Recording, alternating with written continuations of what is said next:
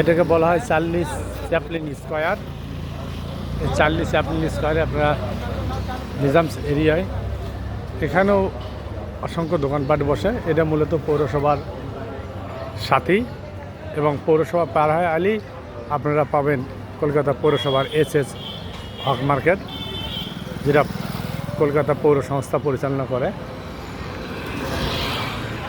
এটা মূলত বেহারিদের এলাকা, পুরোটাই মুসলিম। এখানে 90% বেহারিরা ব্যবসা করে। এখানে কিছু খাবার হোটেল, এবং এটা মূলত ব্যবসায়িক এলাকা। বিভিন্ন ধরনের মালামাল এখানে পাইকারি খুচরো ক্রয় বিক্রয় করা হয়।